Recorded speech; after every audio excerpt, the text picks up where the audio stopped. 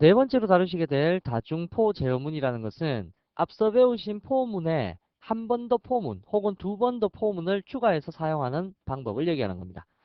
우선 제가 예를 들어서 앞서서 포문 설명할 때 별표를 10번 찍어 보십시오, 뭐 1000번 찍어 보십시오 이렇게 말씀을 드렸을 때 동일한 문장, 다시 말하면 실행되는 동일한 내용부에 대해서 포라는 제어문을 이용해서 수치에 의해서 반복을 처리해 봤다고요.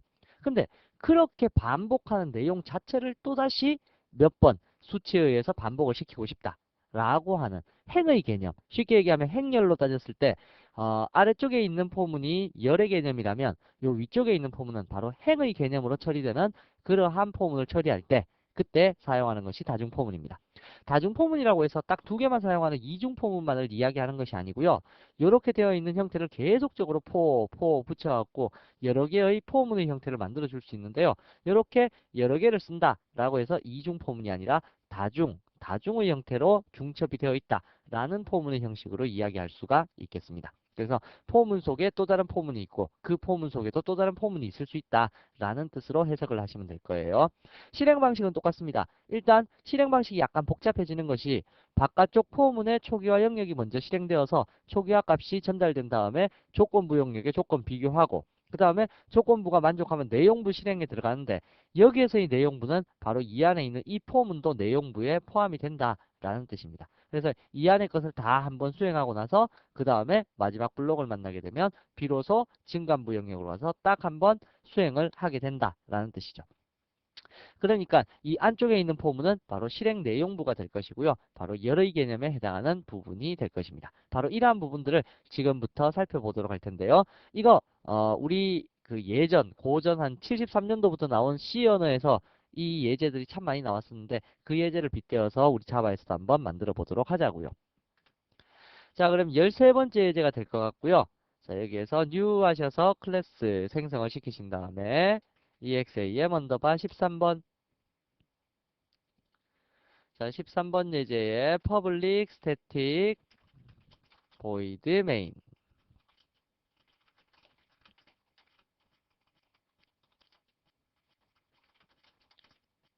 자, 이렇게 있다고 가정을 해보고요. 자, 이 속에서 우선 무엇을 만들어 볼 거냐면, 여러분들께 우선 제일 처음에 했던 예제가 별표 찍는 거였죠. 그래서 별표를 5개 찍는 포문을 먼저 한번 작성을 해보도록 합시다. for 인티저 i는 0에서부터 i가 5보다 작은 동안 뿔뿔 i 하시면서 system.out.println print라고 할까요? 그래서 별표를 찍는 이러한 예제를 만들었습니다. 물론 이것을 실행하면 당연히 별표가 5개가 찍히겠죠. 그래서 실행을 시켜보시게 되면 포문에 의해서 별표가 5번 찍힙니다. 이렇게요. 자, 그러면 이렇게 5번 찍히고 한 줄 개행하는 형태 프린트 라인 이렇게 하면 별이 5개 여기 프린트기 때문에 개행이 안 일어나죠. 그래서 별표 5개를 딱 찍고 나서 한 줄을 개행하는 요 작업 자체를 만약 여러분들께서 한 10번 정도 하고 싶다. 그래서 별 5개 찍는 게 10줄 정도 찍히고 싶다. 그렇게 표현하고자 할 때 어떻게 해야 될까? 그거죠.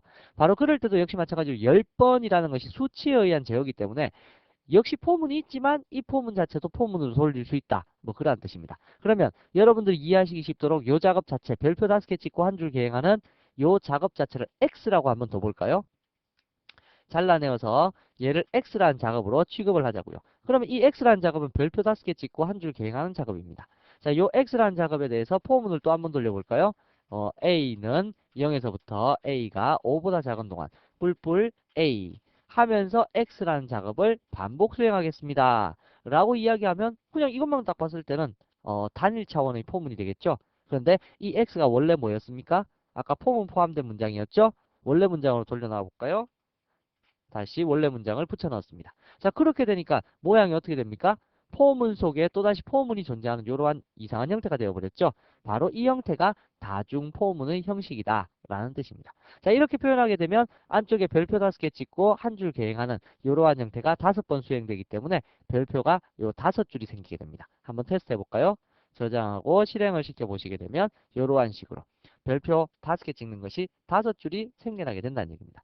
그래서 제가 아까 바깥쪽이 행의 개념이라 그랬죠. 그래서 A가 0, 1, 2, 3, 4로 증가할 때 한 줄, 두 줄, 세 줄, 네 줄, 다섯 줄 이렇게 출력이 된다는 얘기죠. 정말 맞는지 여기에 A의 값을 한번 찍어볼까요? system.out.print 하셔서 A라는 값을 찍고 콜론을 한번 붙여보도록 하자고요. 자, 이렇게 하셔서 실행을 시켜보면 A가 0일 때 별 5개 찍었고 1일 때 별 5개 찍었고 2일 때 별 5개 이러한 식으로 각각의 숫자 값에 대해서 A라는 값이 한 번씩 실행될 때마다 이 포문이 실행이 되더라 라는 겁니다. 자, 이러한 포문은 실제로 이 다중 포문은 배열하고 썼을 때는 엄청 혼돈스러운데요. 지금처럼 쓰면 이렇게 단순하게 나타날 수 있게 됩니다. 그래서 나중에 배열 배우실 때 여러분들 이 부분 주의해서 잘 보셔야 될 겁니다. 자, 그러면 이제 이러한 다중 포문을 실제로 응용하는 시연의 예제가 있다고 했었죠. 그래서 시연의 예제를 약간 빗대어서 우리 자바 언어에서도 한번 만들어 보자고요. 자, 지금부터 만들 예제는 이때까지 우리가 이 자료형을 인티저라는 값에 의해서 반복 수행을 시켰잖아요. 근데 이 자료형 인티저도 역시 가능하지만 캐릭터라는 문자 데이터도 여기에서 처리가 가능합니다. 자, 14번째 예제를 만들어서 처리해 보도록 하죠. exam 언더바 14번 예제를 작성할 것이고요. public static void main. 자, 하셔서 자, 인티저도 가능하다고 했고 캐릭터도 가능하다고 했었는데 제가 무슨 얘기를 하고 싶으냐면 제가 여러분들께 영어 문자로 대문자 A에서부터 대문자 G까지 한번 출력시켜 보십시오 라고 하면 여러분들께서 이렇게 하시는 분들도 계실 겁니다. 인티저만 우리가 계속 습관적으로 쓰다 보니까 인티저 I는 대문자의 아스키 코드 값이 얼마죠? 당연히 65죠. 65에서부터 i가 얼마보다 같거나 작은 동안 90. 대문자 G의 아스키 코드가 90이죠. 90보다 같거나 작은 동안 뿔뿔 i 하면서 무엇을 출력하겠다? 문자를 출력하겠다는 뜻이죠. 프린트. i를 출력하면 이거는 그냥 숫자가 나타나서 65부터 90까지 찍힐 거잖아요. 근데 얘를 캐릭터, 문자로 형변환시키게 되면 어떻게 될까요? 자, 그렇게 되면 다음과 같이 실행이 될 겁니다. 실행을 시켜보시게 되면 실행 결과는 A부터 G까지 문자가 찍히게 될 겁니다. 왜? 원래 숫자로 찍혀야 되는데 그걸 캐릭터, 문자 타입으로 바꿨잖아요. 65가 대문자 A에 해당하기 때문에 문자로서 이렇게 표시가 될 텐데 이렇게 표시할 것 같으면 만약에 여러분들께서 모든 문자에 대해서 아스키 코드 값을 다 알고 있어야 된다는 얘기하고 똑같잖아요. 그러면 이거는 좀 맞지 않다. 그렇더라면 문자를 표현할 때는 그냥 문자 그 서식 그대로만 쓰면 좋지 않을까라고 해서 문자도 포문에서 이용할 수 있습니다. 우리가 자료형 파트에서 배울 때 캐릭터도 엄밀하게 따지면 정수형이라 그랬죠. 연산이 가능하면 숫자로 바뀌고 연산이 불가능하면 문자 자체를 표시한다라고 했었던 게 캐릭터입니다. 그래서 for 캐릭터 C는 대문자 A 문자 표현할 때는 싱글 쿼테이션 마크 이렇게 표시한다고 말씀을 드렸죠. 그래서 A라는 문자에서부터 시작해서 C가 얼마보다 같거나 작은 동안 C가 대문자 G보다 같거나 작은 동안 뿔뿔 C 자, 여기에 뿔뿔도 되고, 뭐, 크다, 작다, 비교도 되고, 뭐, 초이값, 대입도 되고, 이런 거 전부 다 캐릭터가 인티저, 숫자 타입이기 때문에 가능한 겁니다. 그래서, 요렇게 적지만 요거는 위에 있는 65랑 똑같은 거고요. 요렇게 적지만 이거는 90이랑 똑같은 겁니다. 그렇기 때문에 숫자이기 때문에 뿔뿔이라는 연산자도 가능한 거고요. 자, 요렇게 표시를 하게 되면, 이제 여러분들께서는 캐릭터를 형변환시키지 않더라도 요 C라는 것을 찍게 되면 문자 그대로가 출력이 됩니다. 그래서 캐릭터는 연산이 되지 않으면 문자 자체를 나타낸다 라고 이미 우리가 앞서 배운 바가 있기 때문에 얘를 다시 한번 실행을 시켜보셔도 동일한 결과치를 얻으실 수가 있다는 얘기입니다. 자, 그러면 제가 조금 전에 별표 찍을 때 설명을 드렸다시피 이렇게 문자를 표시해갖고 A부터 G까지 문자를 찍는데 있어갖고요. 자, 이러한 문자를 찍고 한 줄씩 개행해서 이렇게 표시하는 이 형식 자체를 알파벳 개수만큼 출력을 하고 싶다. 요만큼의 작업을 알파벳 개수만큼 하고 싶다. 알파벳 개수가 몇 개예요? 26개죠? 자, 26개인데 알파벳 개수가 26개인지 몰랐다라고 하시는 분들은 어떻게 할까요? 자, 요만큼의 작업에 대해서 26번 반복시켜야 되는데 그게 아니라 역시 마찬가지로 A부터 G까지 반복하면서 요만큼의 작업을 해주면 역시 26번이 되겠죠. 무슨 얘기냐면요. 자, 이만큼의 작업을 X라고 합시다. 그래서 X라고 적어놓고 이 작업을 몇 번 하겠다고요? 원칙적으로는 i는 0에서부터 i가 26보다 작은 동안 26번보다 작은 동안 이 작업을 수행하십시오 라고 적으면 되는데요. 이 26번이라는 숫자를 모를 때는 어떻게 할 수도 있다고요? 캐릭터 타입 그대로 쓰셔갖고 i는 a라는 문자에서부터 i가 g라는 문자보다 같거나 작은 동안 이마만큼 수행하십시오. 이렇게 하더라도 26번이 수행된다고요. 왜? 65부터 90까지 몇 번 수행하는 거예요? 당연히 26번 수행하는 거죠. 자, 여기에는 아까 잘라낸 그 부분을 붙여넣게 되면 그러면 A부터 G까지 찍고 한 줄 계행하는 요 작업을 A부터 G까지 수행하겠습니다. 이 얘기는 26번 수행하겠다. 자, 이렇게 표시가 된다는 얘기입니다. 자, 이렇게 표시가 되면 정말 26라인이 찍히는지 한번 테스트 해볼까요? 테스트를 해보시게 되면 다음과 같이 뭐 헤아려 보시면 아시겠지만 26번이 출력이 되게 됩니다. 자, 그러면 각각 어떠한 숫자 값일 때 어떠한 문자열이 찍히는지 여기에 IA 값도 한번 출력을 시켜볼까요? 프린트 IA 값을 먼저 출력을 시키고 콜론 찍고 데이터를 나타내어 보시면 자, 여기에 A일 때도 A부터 G까지 찍혔고 B일 때도 A부터 G까지 하셔서 G라는 요 문자까지 해서 A부터 G까지 찍힌다라는 것을 확인할 수 있겠네요. 자, 그러면 이렇게 문자를 표시했다라고 하면 다중포문에서는 재미난 표현식을 여러 개 만들 수가 있는데요. 여러분들 이 앞에 보니까 A일 때 A부터 G까지 찍죠. 그 다음에 B일 때도 A부터 G까지 찍죠. 그 다음 C일 때도 A부터 G까지 찍죠. 그렇더라면 이 원리를 약간만 응용해 보시면 첫 번째 줄은 A부터 G까지 찍고 두 번째 줄은 B부터 G까지 찍고 세 번째 줄은 C부터 G까지도 찍을 수 있을까요? 당연히 있겠죠. 여기 보니까 바깥쪽 포문에 i라는 변수의 값이 a, b, c, d로 증가하고 있잖아요. 그렇더라면 얘의 시작값을 항상 a라고 두는 것이 아니라 앞에서 변하고 있는 요 i 값으로 시작값을 주면 어떠한 현상이 일어날까요? 잘 보시면 여기에 시작값 안쪽에 게 지금 a부터 g까지 찍는 거잖아요. 이 값을 i라고 살짝 바꿔줬습니다. 바꿔주게 되면 요 i라는 요 값이 한 줄 한 줄 찍을 때마다 a, b, c, d로 변하고 있죠. 그 값을 시작값으로 딱 주게 되면 다음과 같은 형식이 출력되게 됩니다. 이렇게요. 처음에 A부터 시작하니까 얘는 A부터 G까지 지킬 거고 두 번째는 B부터 시작하니까 B부터 G까지 세 번째, 네 번째 해서 쫙 가보시면 앞에서부터 하나씩 줄어들도록 만들어진다는 얘기입니다. 뭐 이러한 식의 변형을 줄 수가 있다는 얘기예요. 자, 또 한 가지 더. 그렇더라면 앞에는 A부터 그대로 시작했으면 좋겠고 뒤에가 한 칸씩 줄어들었으면 좋겠다 라고 생각되시면 아까는 앞에 게 늘어났죠. 근데 이번엔 뒤에 게 줄어들었으면 좋겠다 라고 생각이 드신다면 어떻게 할 수 있을까요? 제일 처음에는 G까지 찍히고 그 다음에는 Y까지 찍혀야 되니까 마이너스 1을 해줘야 되겠죠. 여기에 마이너스 1. 그 다음에는 X까지 찍혀야 되니까 마이너스 2. 그 다음에는 W까지 찍혀야 되니까 마이너스 3. 이런 식으로 하나씩 증가를 해서 빼줘야 되는데요. 이 숫자값 0, 1, 2, 3, 4라는 숫자값을 어떻게 조절할 수 있을까요? 이것도 역시 앞에 있는 요 I 값을 잘만 활용하시면 되는데요. I가 ASCII 코드 65라 그랬죠. 그러면 제일 처음에 I가 A일 때는 어, 그 i-65를 하면 어떻게 될까요? 자, 우선 제일 처음에 i가 a일 때 a가 65이기 때문에 65-65는 얼마예요? 0이죠? 그럼 제일 처음에 찍을 때는 g까지 다 찍는다는 얘기예요. 그 다음 이 i가 b가 뿔뿔 돼갖고 b가 됐어요. 그러면 b는 ASCII 코드 66이죠. 66-65는 얼마예요? 그럼 1이죠. 그래서 g-1 하게 되면 y까지 찍히고 이런 식으로 계속 돌아가면 뒤에서부터도 하나씩 줄여줄 수 있지 않을까라는 겁니다. 뭐 그러니까 뭐 여러분들께서 다중 포문을 해놓고는 여러 가지 변형식을 대입시킬 수가 있다. 뭐 그러한 뜻입니다. 그래서 조금 전과는 반대로 이번에는 뒤에서부터 한 칸씩 계속 줄어들어서 결국에는 A만 남는 이러한 형태도 출력을 시켜볼 수 있을 겁니다. 자, 그럼 여기에서 여러분들이 또 한 가지 더 해보신다면 시작 숫자 값을 i로 바꿔버리고 끝나는 숫자 값을 이렇게 그대로 놔둔다면 이번엔 양쪽에서 줄어들겠죠? 자, 그렇다면 양쪽에서 줄어들면 어떠한 형식이 일어나는지 한번 표시해 보도록 할까요? 자, 양쪽에서 만약에 줄어든다 라고 한다면 실행을 시켰을 때 이러한 형식이 일어날 겁니다. 양쪽에서부터 줄어들기 때문에 끝까지 갈 수는 없겠죠. 문자가 중간쯤에서 딱 멈출 텐데요. 자, 요만큼에서 끝까지 이렇게 표시가 되어서 이러한 모양을 나타냅니다. 그럼 여기에 살짝 더 변형을 줘서 여기 한 칸 띄우고 여기에 두 칸 띄우고 세 칸 띄우고 네 칸 띄우면 역삼각형 모양도 만들 수 있겠네요. 해볼까요? 역삼각형 모양 어떻게 만들까요?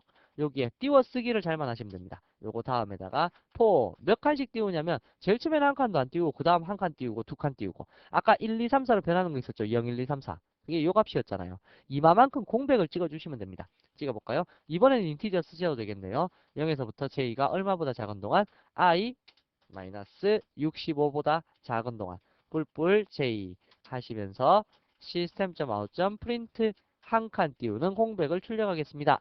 라는 식으로 표시를 했다라고 하면 역삼각형 모양 정도도 같이 출력이 가능하겠네요. 이렇게요.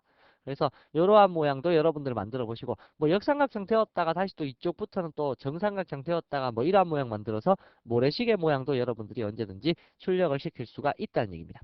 여하튼 이야기하고 싶었던 내용은 뭐냐면요.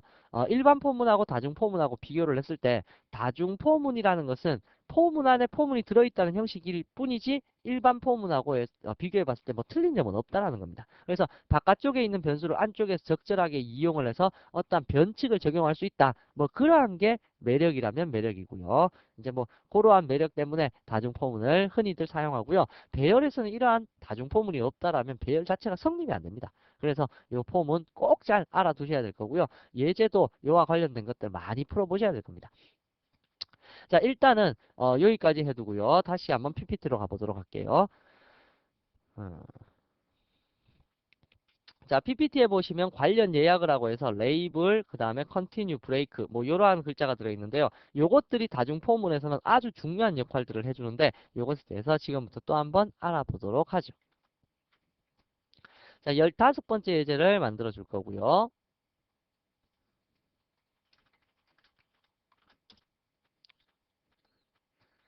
자, 15번 예제에서 public static void main.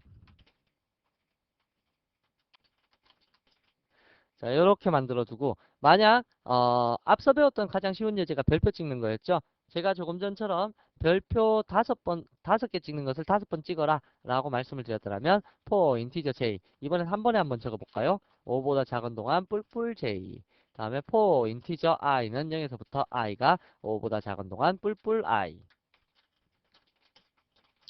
자, system.out.print 별표를 찍으십시오 라고 하는 것을 한 줄씩 계행하면서